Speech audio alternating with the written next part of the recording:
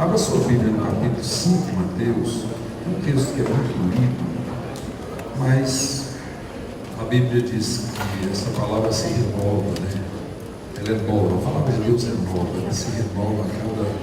Eu acredito que não precisa ser nem a cada manhã, é a cada leitura que a gente faz. Então vamos estar lendo o capítulo 5, versículos 1 ao 12, e com participação da igreja. Jesus, vendo a multidão, subiu a um monte e, assentando-se, aproximaram-se dele os seus discípulos.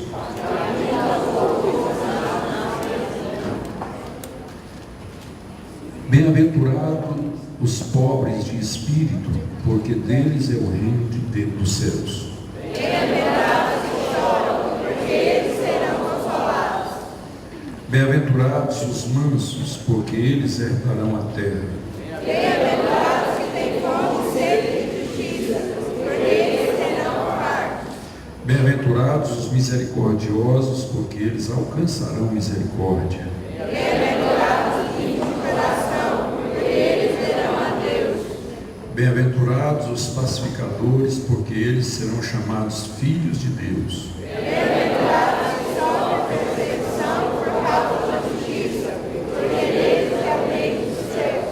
Bem-aventurados sois vós quando vos injuriarem e perseguirem e mentindo disserem todo o mal contra vós por minha causa.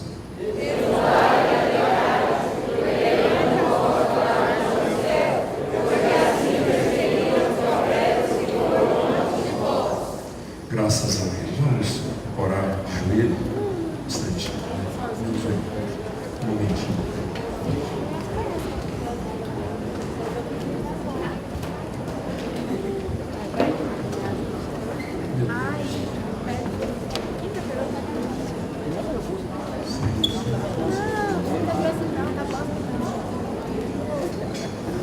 Talvez domingo eu precise, se eu precisar, você chamou não?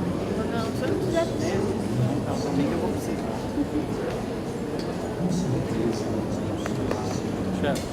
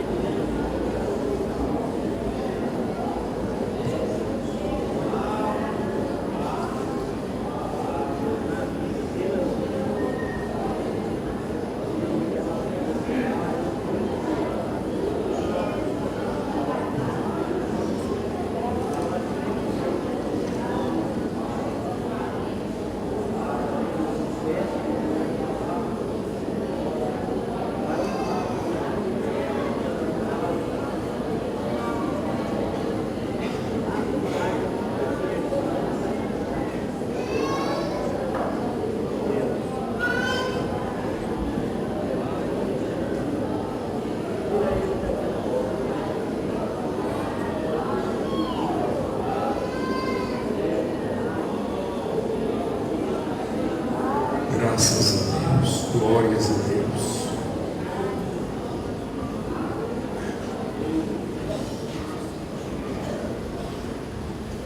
Graças a Deus. Louvado seja o nome do Senhor. Eu quero apresentar, irmãos e irmãs, e se temos algumas pessoas amigas também, eu quero estar apresentando aqui nesta noite. E primeiramente eu quero saber se temos alguém aqui no nosso Campos da Poranga. Nós temos irmãos que congregam no Campos da Poranga e está presente aqui nesta noite. Temos irmãos de outros campos que nos visitam. Se temos, eu quero pedir também que estou aqui em pé. De outras denominações, se temos também, ou se tem alguém que ainda não é crente, ainda não ou às vezes desviado, temos aqui. Vamos receber como bem-vindo, em nome de Jesus. Irmã do pastor Alceu, como é que é o nome dela?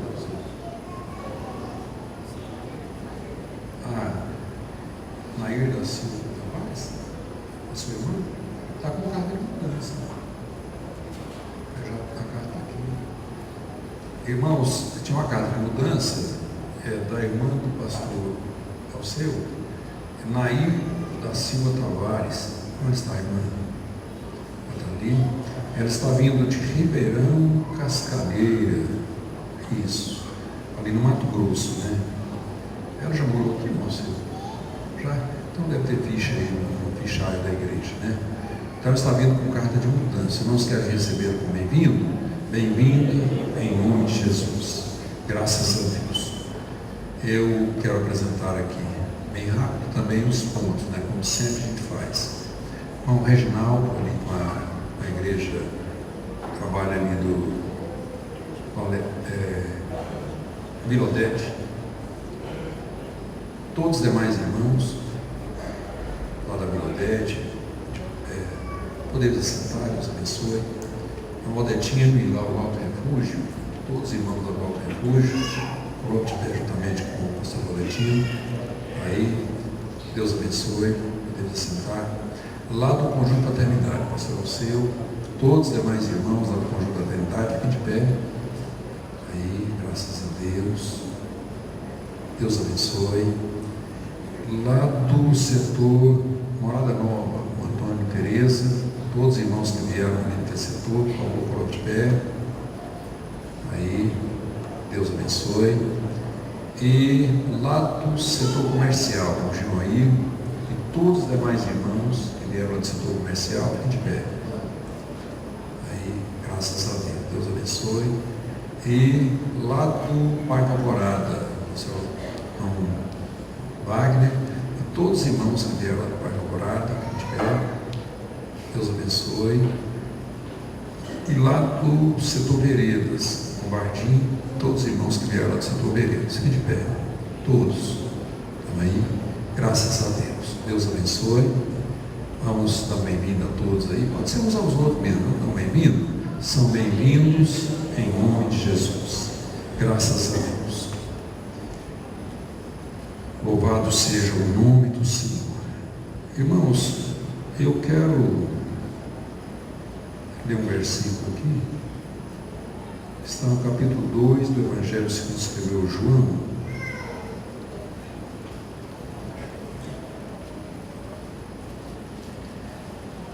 Glórias a Deus. É o capítulo 2 e o versículo número 5. Se você tem em pé, eu acho que é a palavra de Deus que vai ser lida, né?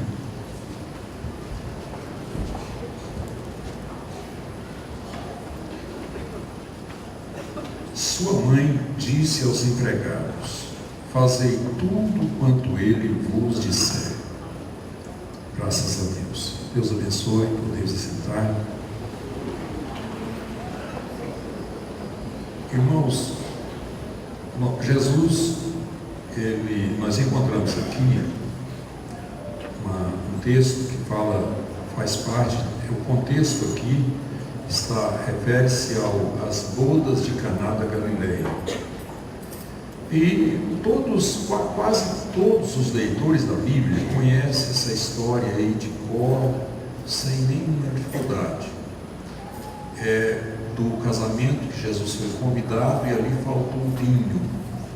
E quando o vinho falta, trouxe um transtorno muito grande para a festa. O vinho era o sinônimo de alegria naquele momento. E de repente a mãe de Jesus toma conhecimento e ela chama ali os serventes, aquele pessoal que ajudava ali, e fala para eles: fazei tudo quanto ele nos disser. E essa palavra está registrada na Bíblia, e ela não foi colocada aqui simplesmente para preencher, para deixar que não houvesse ela veio simplesmente para complementar alguma coisa. Não. Eu acho que aqui está uma ordem: fazei tudo quanto ele nos disser. Naquela época, as palavras daquela mulher foram uma ordem. E eu acho que até hoje ela continua sendo uma ordem nas nossas vidas. Eu creio assim. E Jesus, eu estava hoje buscando uma palavra para me falar com a igreja e me deparei com li alguns textos, alguma coisa, e encontrei ali Jesus pronunciando algumas palavras na cruz, lá no final do seu ministério, depois da cruz mesmo, depois dele crucificado. Ele citou algumas palavras, inclusive a última palavra que a gente encontra Jesus falando está em Lucas capítulo 23, versículo 46, quando ele diz: nas tuas mãos entrego o meu espírito. Ele, antes de falar isso, ele disse: está consumado, e posteriormente, em seguida, ele pronuncia essa palavra: em tuas mãos entrego o meu espírito. Eu estava aqui, depois de sentado aqui, eu estava lembrando que Jesus, as primeiras palavras que Jesus disse, que a Bíblia registra.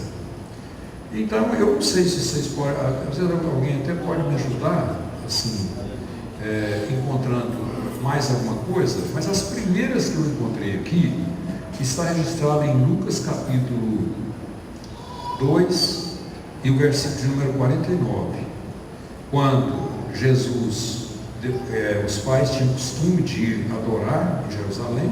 Jesus ficou no templo e eles saíram, de repente deram falta, voltaram, e quando chegaram encontraram Jesus. Vocês lembram onde? No templo, fazendo o quê? Disputando com os doutores. E quando eles chegam,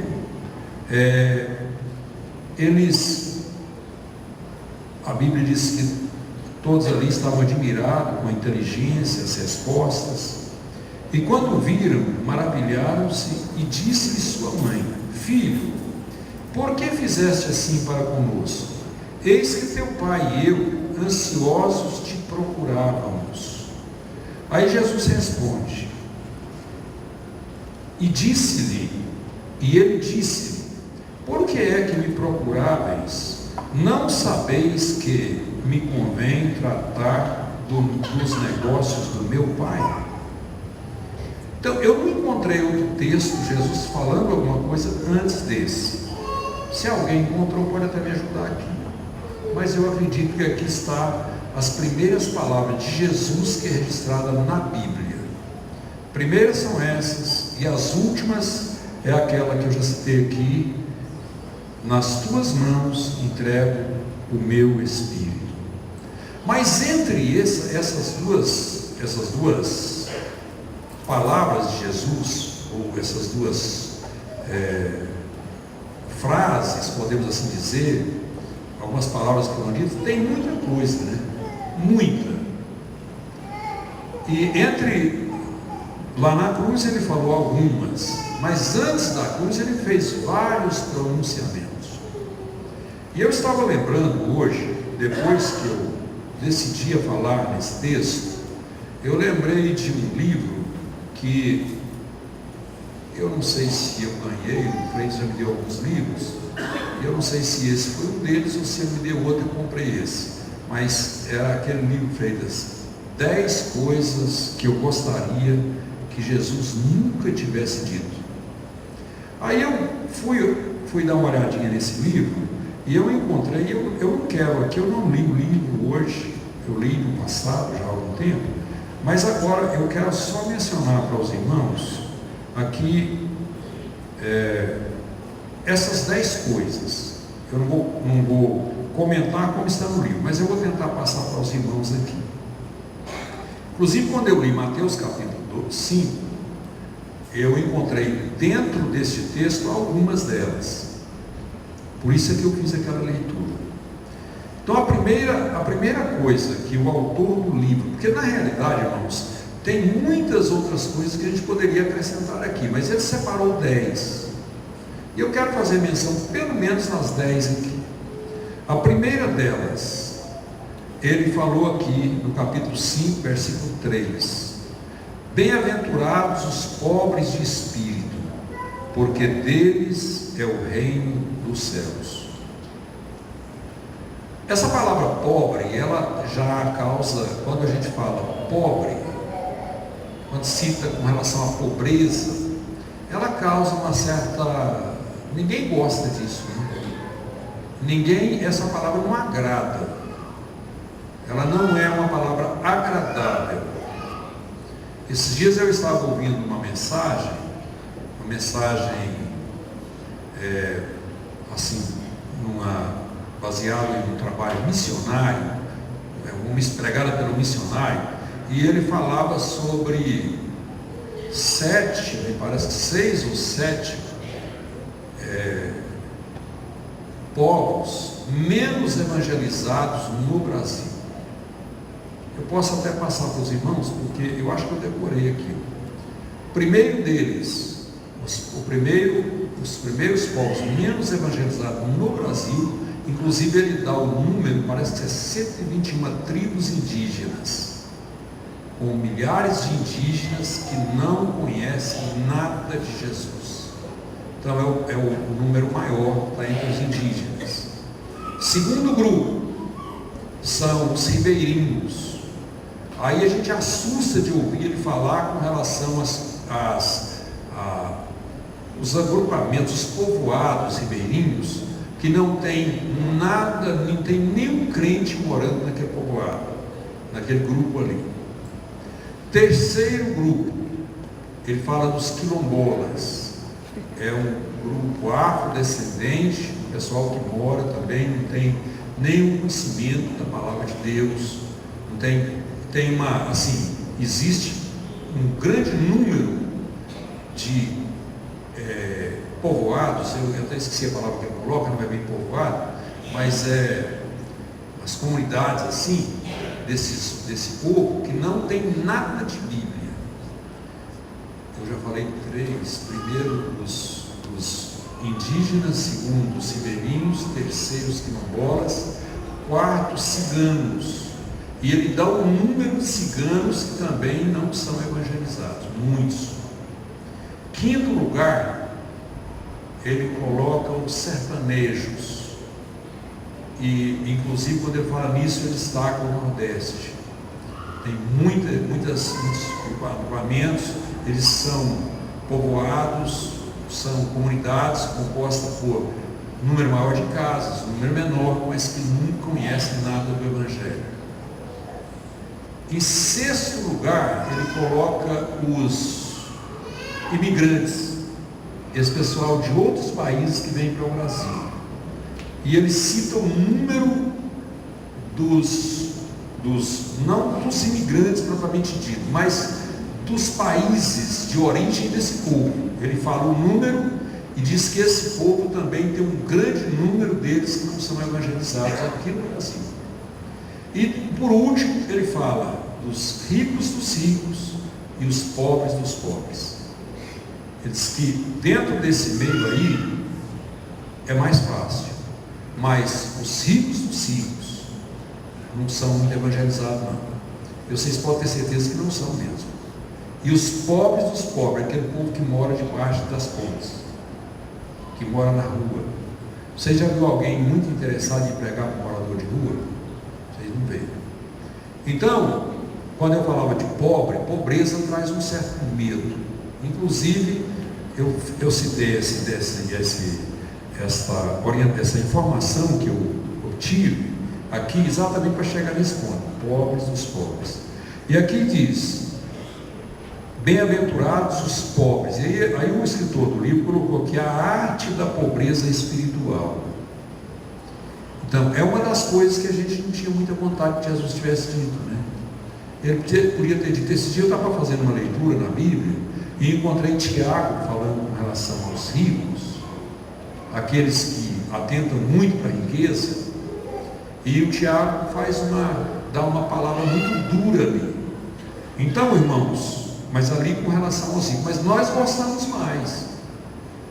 Eu acredito que aqui não tem ninguém que ora pedindo a Deus: Senhor, tira um bocado das coisas que eu tenho, que fica mais fácil de servir, alguma coisa assim. Não, pelo contrário, a nossa oração é essa: Senhor, dobra o meu capital, me ajuda, eu quero. Essa é uma tendência nossa. Então, por isso, agora Jesus vem e fala assim: bem-aventurados os pobres de espírito. Embora que aqui não está falando da riqueza no aspecto material, mas mesmo no aspecto espiritual, quando fala aqui pobres de espírito, tem tradução que diz dependentes do espírito. Então, quando nós dependemos do dinheiro, da riqueza, da nossa capacidade, às vezes é melhor, nós consideramos melhor do que quando dependemos do espírito. Mas aqui a palavra é enfática. E é uma das coisas, é a primeira coisa que o autor desse livro colocou aqui. Coisas que a gente gostaria que Jesus nunca tivesse dito. Em segundo lugar, a arte da automutilação espiritual. Se o teu olho direito faz com que você peque, arranque-o e jogue-o fora. Ele está falando, irmãos, é com a pessoa mesma. Mas eu acredito, esses dias eu estava analisando esse texto, refletindo com relação a esse texto, e eu acho que aqui nós podemos aprender uma lição muito grande. Você nunca viu alguém arrancar o seu olho e jogar fora. E na realidade, eu acho que não tem ninguém que faz isso. Não é só que nós nunca vimos, não. É que na realidade não existe. Mas quantas coisas às vezes você tem tirado da frente dos teus olhos? Tirado da possibilidade dos seus olhos. E às vezes muita gente não tem coragem de tirar. Hoje, por exemplo, houve uma época que a igreja, os pastores normalmente proibiam o uso da televisão. Hoje praticamente não se fala nisso. Mas a televisão continua talvez até um pouco mais provocante, a programação pecaminosa, como naquela época. É só porque hoje surgiram coisas piores do que a televisão. Então eu acho que essa é uma das razões que não é mais tão falado isso. Mas quantos de nós temos coragem de tirar aquilo que está fazendo mal aos nossos olhos? Porque nós tiramos uma parte daquilo que é a nossa visão. Então, às vezes, eu acho que é preciso tomar algumas atitudes assim mais drásticas. Quando eu falei de coisas piores do que a televisão, esses dias eu falei aqui sobre o Face, essa rede social que é muito usada. Até depois eu ouvi um irmão falando para mim, acho que eu tenho que contar aqui, mas ele comentou comigo assim: aquela palavra que o senhor falou mexeu com um bocadinho, um cara gostou, um cara não gostou. Eu falei: eu não estou preocupado com isso não. Eu quero mostrar o prejuízo, os problemas que isso tem causado. É isso. E para a igreja deve analisar isso. Então, Eu acho que quando você tira isso aí, se você apagar aquela coiseira ali, você está tirando um pouco dos seus olhos, né? Você está arrancando um pouco dos seus olhos. Eu acho que é isso que nós precisamos fazer. Então, traz um grande prejuízo. Esses dias eu ouvi um pastor, estava comentando que o pastor Oites foi dar uma palavra lá no Tocantins, em Palmas, lá na capital, uma convenção, e ele falou ali que suspendeu 3 obreiros por causa dessa rede social. É daquela conversa, aquele negócio que o pessoal conversa. Diz que os irmãos estavam mandando mensagem, estava conquistando as irmãzinhas através daquilo lá. O obreiro dirigente. Então a coisa é séria. É preciso arrancar isso, gente. Eu acho que nessa hora foi que o que Jesus viu foi isso aí. Ele não podia falar de televisão, de computador, porque não tinha, ninguém ia entender isso. Mas ele falou: arranca o seu olho, se for preciso, arranca. Eu não quero falar para você arrancar o olho, mas arranca aquilo que está na frente dos seus olhos. Tire isso aí. Se prejudica a sua vida espiritual. Irmãos, a nossa vida espiritual é o de mais importante que nós temos. Não existe nada mais importante do que a vida espiritual, porque você vivendo uma vida assim, autêntica, no sentido espiritual, você está preparando para viver eternamente com Deus no céu. Isso é um privilégio que nós temos. Terceiro lugar que o autor do livro colocou aqui, a arte da dedicação espiritual. Ele diz aqui, o versículo que ele colocou aqui foi: ninguém que lança mão do arado, está em Lucas capítulo 9, versículo 62. Ninguém que lança mão do arado e olha para trás é apto para o reino de Deus. Às vezes nós criticamos muito a mulher de Ló, porque ela perdeu a chance de viver, ela perdeu a sua vida porque olhou para trás. Mas na realidade, quantos homens e mulheres hoje estão olhando para trás? E às vezes não perdem a vida no sentido físico, como aconteceu com a mulher de Ló, mas no sentido espiritual. A sua vida ou está um fracasso, ou às vezes está totalmente morto, porque olhou para trás, não houve dedicação nas coisas de Deus. Irmãos, às vezes olhar para trás, às vezes dedicar as coisas de Deus não é fácil. Às vezes não, na realidade não é fácil. Você sair da sua casa num dia como hoje, vir aqui na igreja numa terça-feira, depois de um dia de trabalho, você está dedicando esse tempo a servir ao Senhor. É uma prova de dedicação, porque você deixou alguma coisa, às vezes você poderia estar descansando tranquilamente no seu lar, mas você deixou. É uma prova da dedicação espiritual. Em quarto lugar que ele colocou aqui, está em Lucas capítulo 9, versículo 23, é a autocrucificação.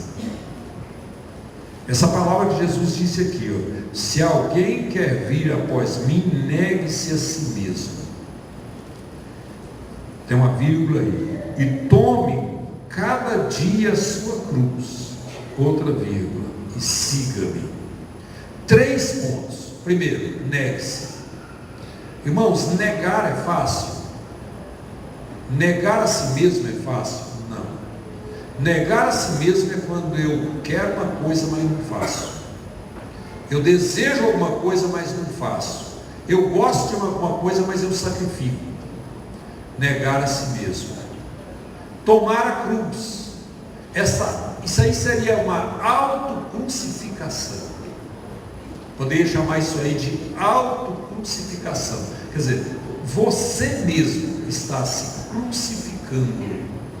O apóstolo Paulo, escrevendo aos Gálatas, ele diz que se ele quisesse gloriar, queria gloriar na cruz de Cristo, porque na cruz o mundo está crucificado para ele e ele para o mundo. É fácil isso aí, irmãos? Não é brincadeira não. Você negar a si mesmo, tomar a sua cruz. E além do mais, essa cruz aqui não é tomar uma vez por todas. Não, eu sacrifiquei quando eu batizei, eu fiz um sacrifício, eu deixei alguma coisa naquela época, mas eu já batizei mesmo, já passou. Não, aqui diz cada dia.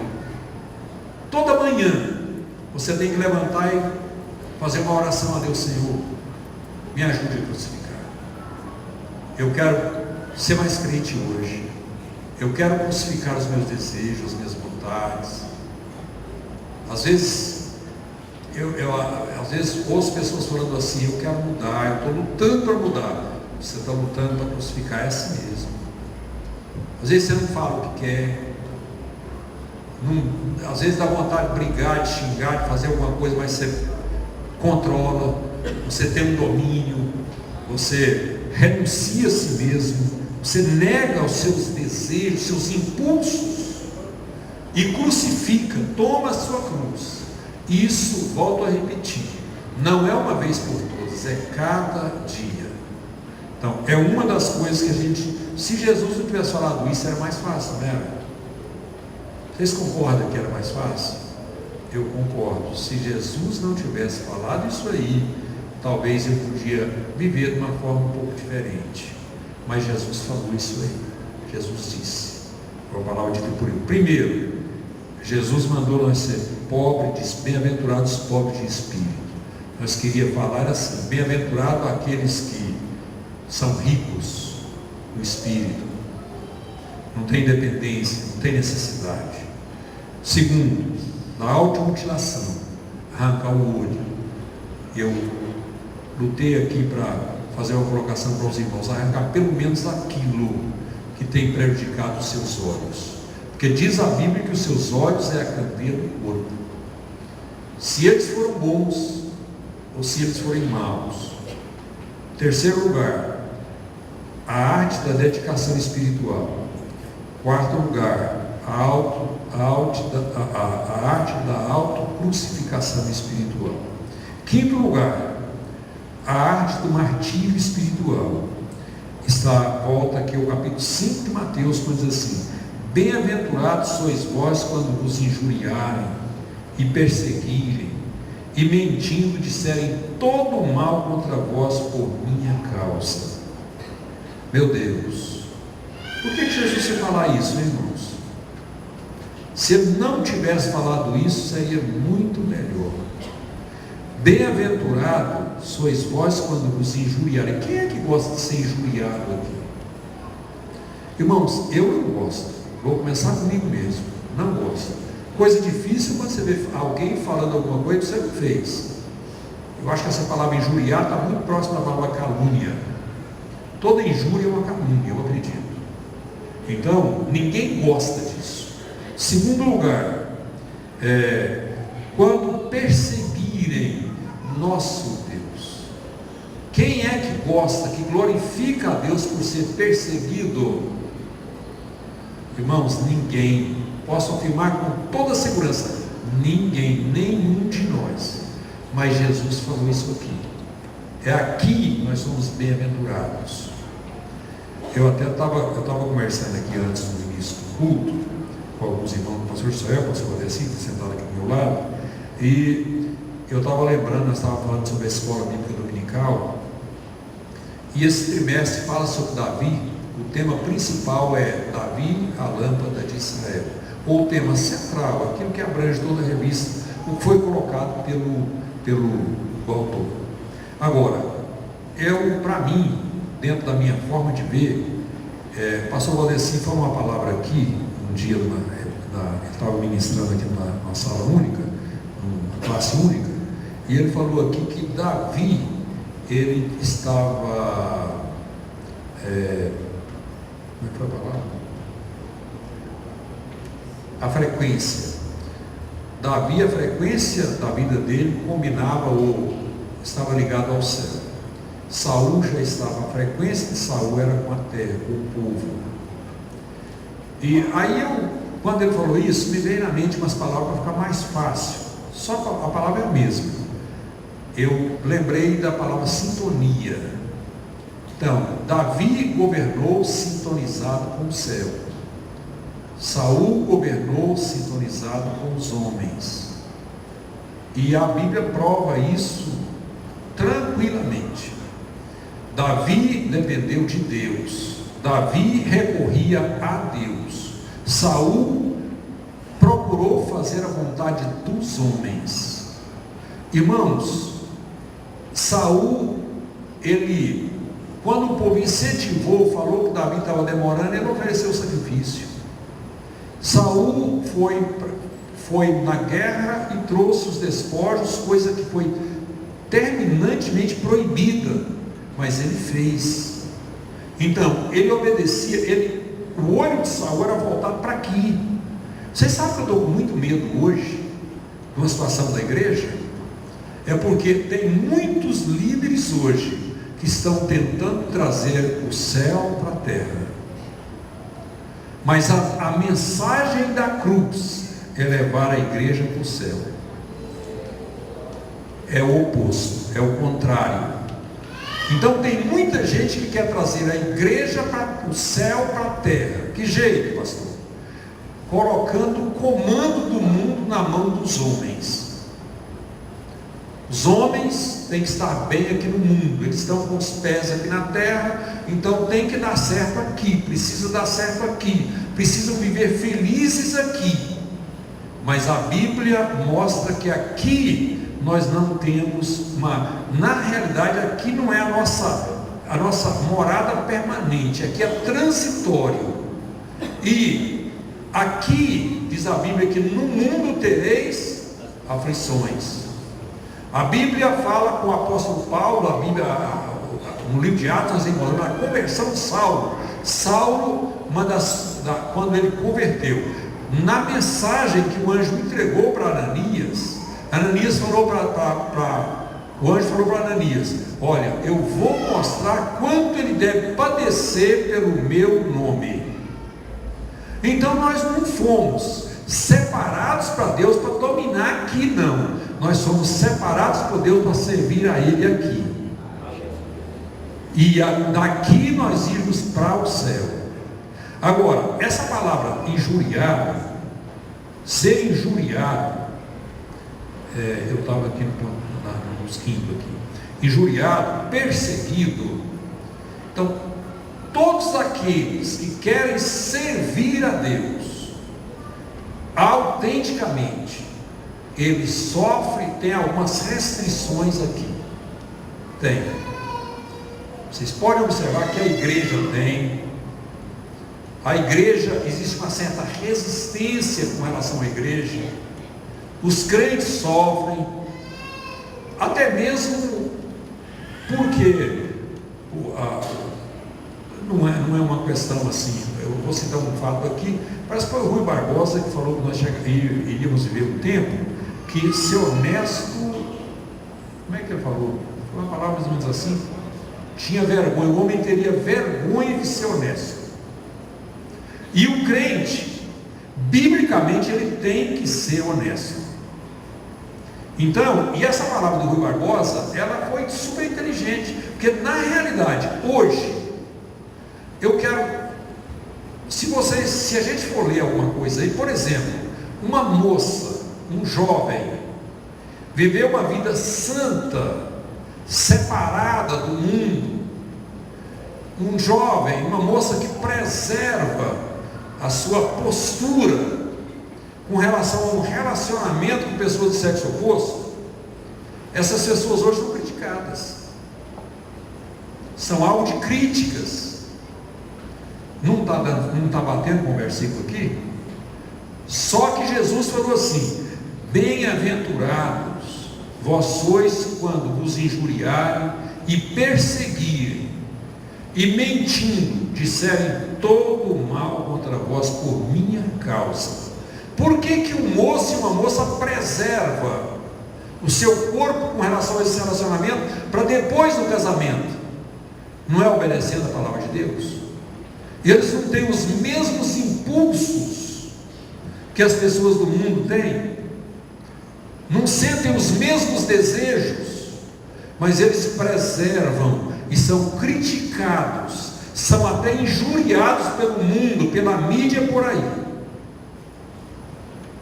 Mas Jesus já disse isso aqui naquela época, quando ele passou por aqui, lá no início do Evangelho de Mateus, ele citou isso aqui. Então, irmão, se você está recebendo crítica aí fora, por causa da sua postura, a sua forma de vestir, a sua forma de proceder, a sua forma de falar, a sua forma no lazer, se você está sendo criticado, glorifique a Deus. Você está recebendo uma injúria, e isso aí agrada a Deus. Se isso está acontecendo, você pode considerar feliz, bem-aventurado. Agora, quando quer trazer o céu para a terra, não, ele quer viver aqui do jeito que for melhor. Isso é totalmente contrário aos princípios da palavra de Deus. Aqui, quando o autor desse livro coloca aqui a sexta parte, diz: a arte do amor espiritual.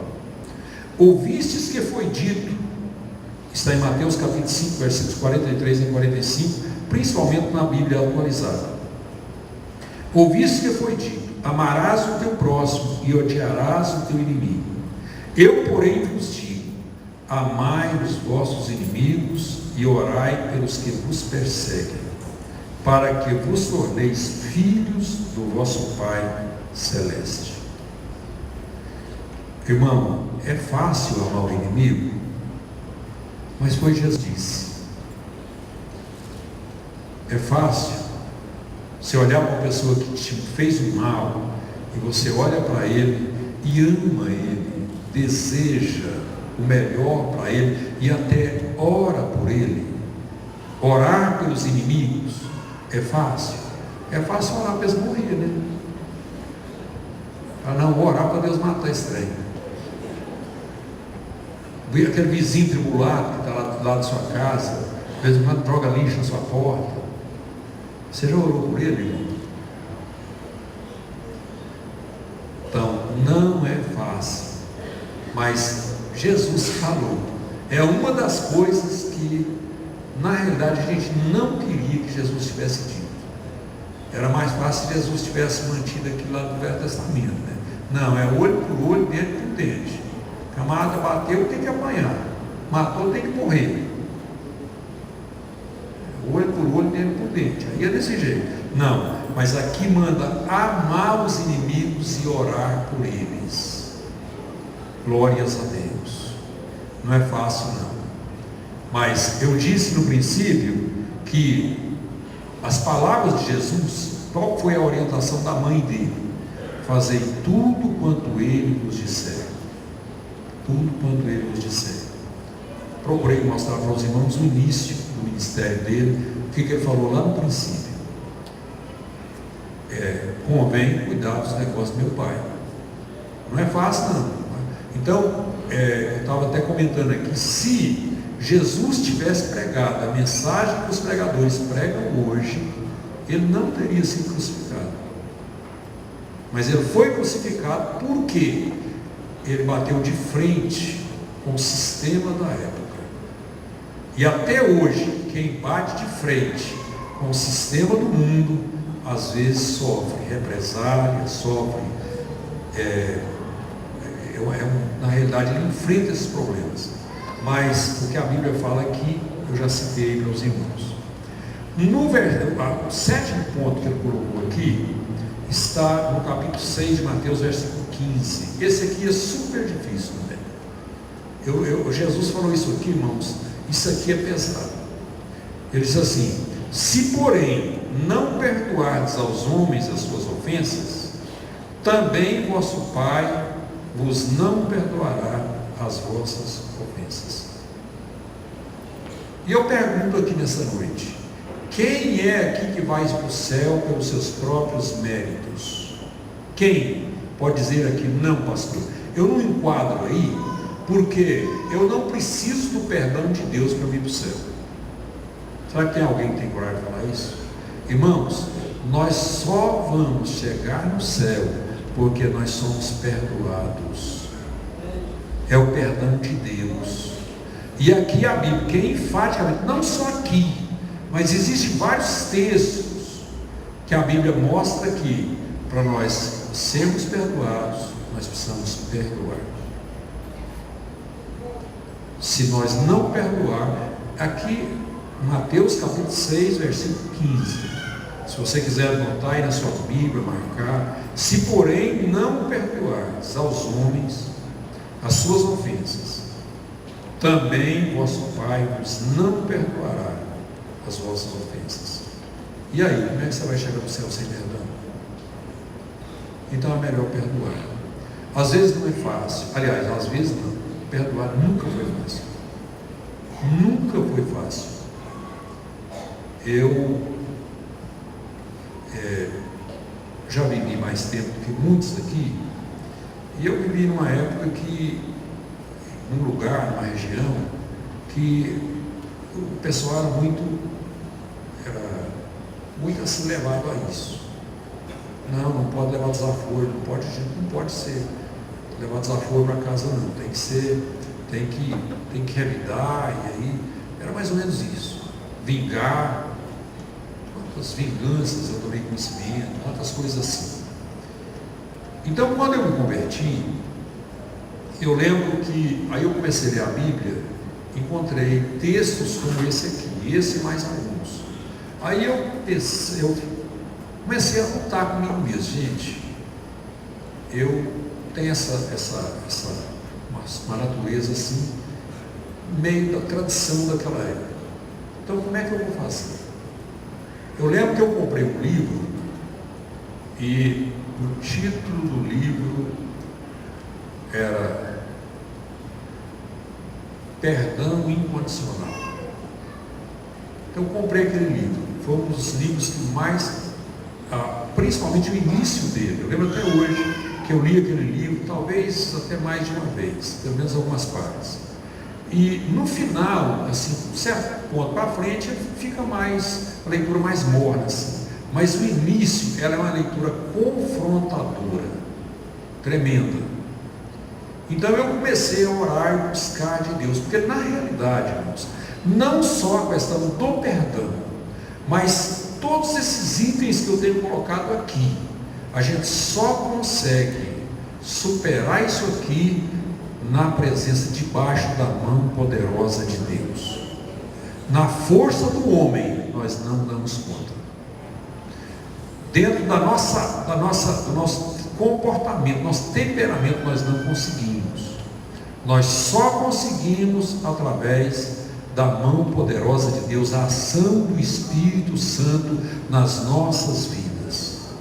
Tem gente aqui que fala assim, já perdoou alguém, mas a vontade dele era pegar ele para a garganta, era esgoelar ele, era brigar, era dar paulada, era fazer tudo isso aí. Mas ele encontrou forças em Deus para perdoar. Vamos buscar a força de Deus. É uma palavra que Jesus disse que nós não queríamos nunca que ele tivesse dito.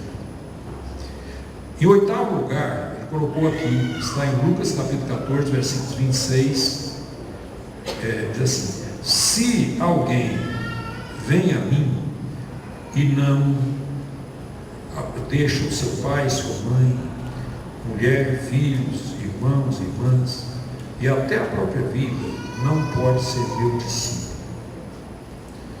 É a arte de você aborrecer as coisas aqui, valorizar, priorizar, saber priorizar as coisas. Quem vai a Jesus tem que deixar muita coisa. Não significa você abandonar o pai, abandonar a mãe, mas você tem que priorizar. Quantas pessoas eu já vi dar testemunho de que quando aceitou Jesus como Salvador foi expulso de casa, mas ele manteve aquela posição, serviu ao Senhor, e hoje muitos deles já viram aqueles que os expulsaram tornar crente em Cristo Jesus. Aqui na igreja nós temos esse exemplo.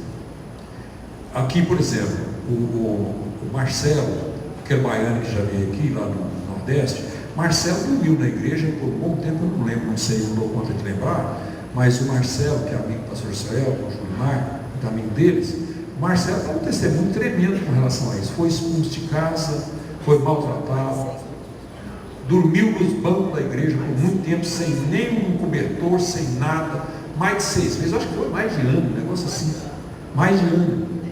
Ele fez aquilo, mas hoje é um homem poderosamente usado por Deus. Marcelo tem feito uma grande obra na Bahia, mas ele resistiu isso aí. Então ele amou mais a Jesus do que a sua própria família. Jesus nunca mandou o homem abandonar a família, nunca. Pelo contrário, ele manda amar a família. Ele dá uma orientação com relação à esposa, com relação ao esposo, com relação a filhos, mas ele faz, isso aqui está na Bíblia, esse texto que nós acabamos de ler. Então, às vezes você tem que aborrecer o pai, a mãe, irmãos e até a sua própria vida. Irmãos, a Bíblia ela é renúncia do início ao fim. A vida cristã é renúncia. Renunciamos à nossa natureza, renunciamos à nossa forma de falar, a vaidade, tanta coisa, né? Mas é uma disciplina, nós precisamos disso. Em penúltimo lugar aqui, ele fala aqui da arte do discernimento espiritual. Mateus capítulo 7, versículo 1, quando diz: a ninguém julgueis, para que não sejais julgados. Jesus falando, a ninguém julgueis. É tão bom quando a gente começa a fazer uma análise, um julgamento, né? Fulano está tudo errado, o outro, tem hora que até orando. Eu lembro de uma época que eu vinha para a oração de madrugada, tinha uns irmãos que joelhavam, eu vinha daqui, ó, e joelhava aqui. Eu até mudei o lugar da oração, porque tinha uns irmãos que joelhavam perto de mim, e eles iam orar e eu ficava ouvindo aquela oração, e eu falava, meu Deus, que coisa. Tinha uns que citavam nomes, né? Citavam nome para Jesus, abençoa fulano, muda a vida dele, Senhor, conserta ele, faz ele deixar esse defeito. Começava a contar os defeitos de fulano. Quem estava perto, todo mundo ficava sabendo. Às vezes era uma coisa que ninguém sabia. Quando saía da oração, você conhecia a vida do indivíduo. A oração do fofoqueiro, né? Oração fofoqueira, né? Isso. Então é isso aí, né? Ele está julgando. É um julgamento. Ele começa, irmão, conserta a língua do fulano, conserta a avareza do ciclano, conserta aquele espírito de vaidade da irmã fulana, conserta ela, Senhor, muda isso, muda aquilo, começa, vai citando nomes. Irmãos, sinceramente, mudei de lugar mesmo, tive que mudar de lugar para ficar mais longe, para mim, pelo menos, ter jeito de orar, porque senão eu ficava só escutando aquela ladainha lá, aquela informação, e às vezes até eu parava de orar, né? E dentro da colocação do autor desse autor, ele colocou aqui, por último, Mateus capítulo 7, versículo 21, a arte da autoavaliação espiritual. Nem todo o que me diz Senhor, Senhor, entrará no reino dos céus. Eu li um livro um tempo desse, que o título do livro era Avalie-se a si mesmo. E para mim foi um dos livros que falou muito comigo. Ele enumera ali uma série de lições, de áreas da nossa vida que nós devemos avaliar. É exatamente o oposto do penúltimo ponto que eu coloquei aqui. O penúltimo que eu coloquei aqui diz: nós não devemos julgar, mas nós devemos avaliar. E avaliar quem? A nós mesmos. A vida cristã está intimamente ligada a isso. A Bíblia não manda eu avaliar aqui, ó, mesmo eu sendo pastor da igreja, eu não estou aqui para avaliar nenhum desses obreiros, nenhuma das irmãs e nenhum dos irmãos. Eu aconselho, sei que preciso encorajar alguns a algumas tomadas de decisão, a algum tipo de procedimento, preciso fazer isso, mas avaliar, não. Julgar, de forma nenhuma. Quem que eu vou avaliar? Eu mesmo. Quando eu já li muita coisa sobre casamento, eu já dei algumas palavras aqui sobre família, e acho que é um dever meu, mas com relação a essa questão de avaliar, nem o esposo com a esposa, quando você casa, irmão, as moças que aqui estão, os rapazes que aqui estão, quando você casar, ou aqueles que já são casados, eu queria que você analisasse um detalhe aqui. Você não casou para mudar o seu companheiro ou a sua companheira. Eu até disse uma palavra aqui, já falei isso aqui por algumas vezes, principalmente quando estou falando com mocidade, o seguinte: antes de casar, você deve abrir bem os olhos, abra o máximo que você der conta, descubra tudo que é defeito que você der conta de descobrir. Agora, quando casar, fecha. Depois de você casar, você fecha. Aí você sabe quem que você vai avaliar? Você mesmo. Depois de casado, quem conserta, não é ela que vai te consertar, é você mesmo que vai te consertar. Não é ele que vai te consertar, irmã, é você mesmo que deve te corrigir. Então, é interessante observar isso. Avalie-se a você mesmo, porque nem todo aquele que diz Senhor, Senhor, entrará no reino dos céus. É a palavra de Deus que está falando, né? Então, nesta noite, eu até queria, eu citei para os irmãos que eu ia falar aqui sobre sobre aquelas palavras de Jesus lá na cruz. Ele pronunciou algumas palavras, inclusive citei uma aqui, que foi a última, quando ele diz: nas tuas mãos entrego o meu espírito.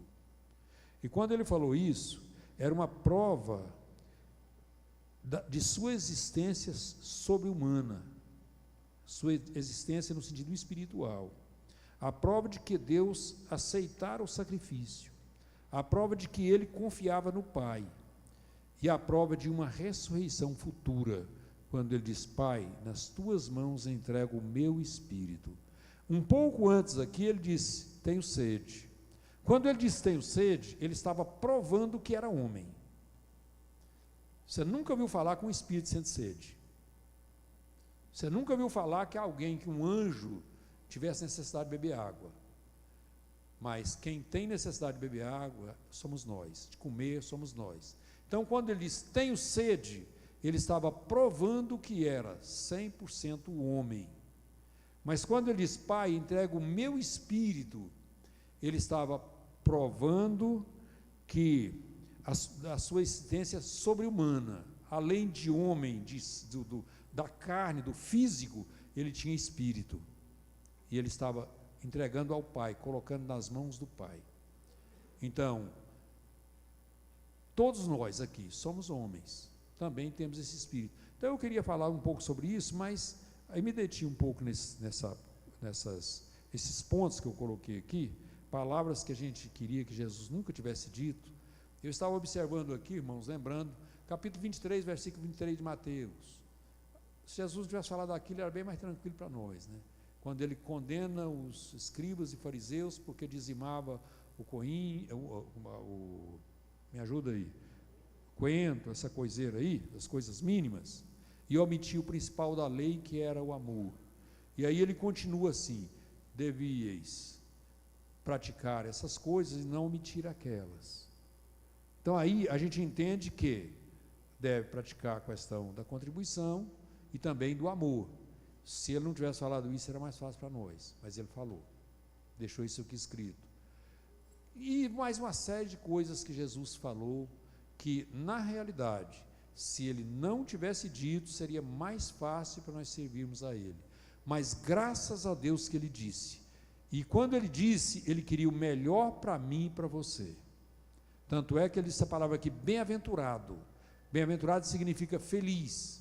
Então, feliz quando você assume essa postura, decide servir ao Senhor de coração, porque você, nesse momento, você já é um candidato a ir morar no céu. Não é um candidato para ser eleito, não, é um candidato eleito para estar no céu. Então, é isso que eu queria que a gente refletisse aqui nesta noite. Coisas que às vezes a gente acharia melhor se Jesus não tivesse dito, se ele não tivesse exigido, seria muito melhor, mas ele falou. E se ele falou, nós temos que falar também. Quando eu estava falando acerca de Saul e Davi, eu coloquei aqui sentado aqui perto do pastor Odeci, até mesmo porque foi ele que colocou isso aqui numa revista, numa lição de escola bíblica dominical, e a gente falava com relação à sintonia. Então, irmãos, qualquer obreiro, qualquer irmão, qualquer irmã que está em sintonia com o céu, ele procura falar a palavra do céu, palavra que vai conduzir alguém ao céu. Agora, qualquer pessoa que está em sintonia com o mundo aqui, a tendência dele é estar falando coisas que vai beneficiar aqui mesmo, só aqui. Às vezes, você observa aí, com relação a esses televangelistas, pseudo-apóstolos que nós temos aí, tanta gente aí famosa na televisão, qual a mensagem que é pregada lá? Analise vocês qual a mensagem pregada ali. Primeiro, uma coisa que é muito interessante, cura. Jesus curou alguém, mas a Bíblia não mostra ele curando. Por exemplo, quando ele chegou no tanque de Betesda, ali tinha várias pessoas doentes, mas a Bíblia fala que ele curou quantos? E ele curou várias pessoas, mas às vezes curava um de cada vez. Teve um momento que ele curou 10 leprosos, ele quis curar, curou, problema dele.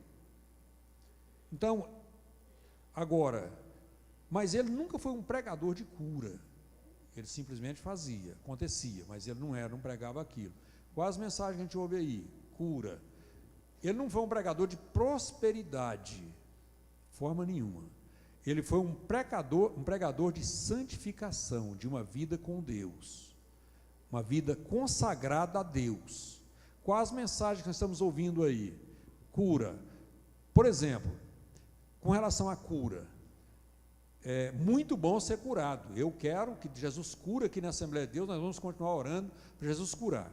Mas deixa eu perguntar para os irmãos uma coisa: aquele povo que foi curado, quem é que ainda está vivo até hoje? Quantos? Vocês sabem quantos?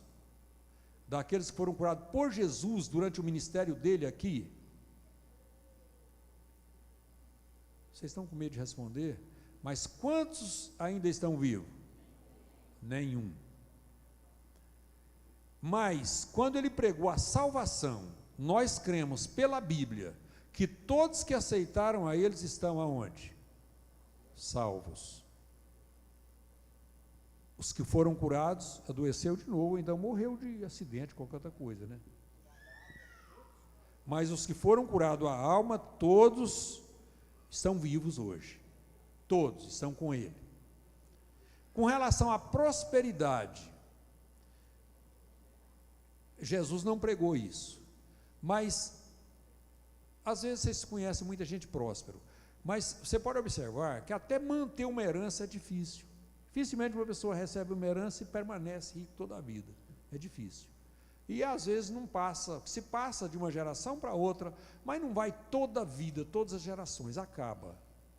Mas a salvação permanece. Então, por isso é que a mensagem de Jesus, ela visava primeiramente, prioritariamente a salvação da alma. As mensagens do apóstolo Paulo, qual era a visão, qual era o alvo do apóstolo Paulo? O alvo dele era a ressurreição, era alcançar a ressurreição, era da igreja alcançar ou a ressurreição ou o arrebatamento. Por quê? Porque isso aí está relacionado à salvação eterna. Não tem ninguém aqui que pode bater no peito e falar: eu não vou morrer, eu não vou passar para a eternidade. Todos nós estamos aqui, esperando um momento, vai chegar. Mas, graças a Deus, nós cremos pela palavra, pela Bíblia, que nós temos uma vida eterna com Cristo. Quando nós sairmos daqui, nós vamos chegar no céu, e lá nós vamos estar eternamente com Ele. Esta foi a mensagem de Jesus, mensagem de Paulo, mensagem dos demais apóstolos, foi a mensagem dos patriarcas da igreja, pregada pelo pastor Paulo Macalão, que morreu, não deixou riqueza, foi a mensagem dos pastores que estiveram aqui em Itapuranga, e nós vamos orar a Deus para que ela continue sendo a mensagem desta igreja: salvação da alma, estarmos com Cristo, santificação. Então, esta é a mensagem que nos garante uma vitória eterna. Glórias a Deus. Que Deus nos abençoe e que o Espírito Santo de Deus continue falando, cada vida e na vida de cada um dos irmãos, das irmãs que aqui estão. Eu quero pedir os diáconos, diaconisas, para tirar a oferta, Graças a Deus. Irmãos, eu queria, não, acho que está tudo sob controle, mas deixa eu dar uma informação para os irmãos. Quando você sentar no banco, que o vitrô estiver aberto, deixa ele aberto, porque às vezes esse sistema de refrigeração que nós temos aqui na igreja hoje, ele funciona com os vitrô abertos mesmo. Esses dias chegou um irmão aqui e falou: pastor, quer que feche os vitrô para... Eu falei: não, é pelo contrário. Então, ele tem que funcionar mesmo com os vitrô abertos. É na passagem do ar que ele esfria. Então, eu estou falando isso porque às vezes alguém senta perto de um vitrô e fala assim: vou fechar para esfriar mais. Igual ar-condicionado, Então não é ar-condicionado. Ar-condicionado tem que fechar para esfriar. Esse aqui não, tem que ficar aberto mesmo. Tanto é que quando abre essa porta daqui, ela está fechada ali. Mas se abrir ela, vai melhorar muito para esse obreiro que está ali, no canto. Para quem está dali, aquela lá está aberta. Então, ajuda muito. Então, aonde tem uma abertura, o ar frio chega. Agora, onde não tem dificuldade em chegar. Eu acho que aqui o lugar mais difícil que tem deve ser esse canto aqui, porque aqui não tem vitrô. Então, o efeito é menor. Faz efeito, mas é menor. Então, é uma informação que eu passo, porque às vezes alguém erra nesse detalhe aí. Às vezes fica pensando que está fazendo uma coisa para melhorar e na realidade não está. Eu peço para deixar fechado os de cima, porque aí o ar só sai embaixo, então o funcionamento fica melhor. Eu acho que ele deve estar funcionando aí bem baixo, porque não está fazendo nenhum barulho, e se acelerar ele um pouco mais, faz mais barulho e esfria mais. Mas eu quero assim sempre manter, a gente vai tentar manter uma temperatura assim que dá para tolerar bem, a gente vai lutar para isso.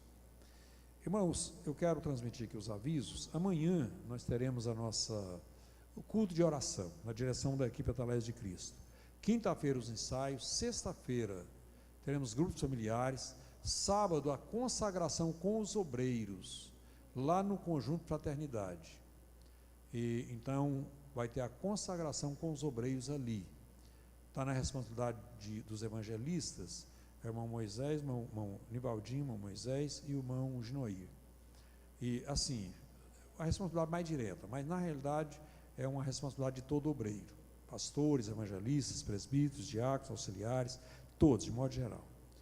E eu quero avisar que a classe de escola dominical no domingo será uma classe única, e domingo à noite a Santa Ceia do Senhor. Tem um pedido de oração aqui, peço oração para o Marcos Vinícius, filho da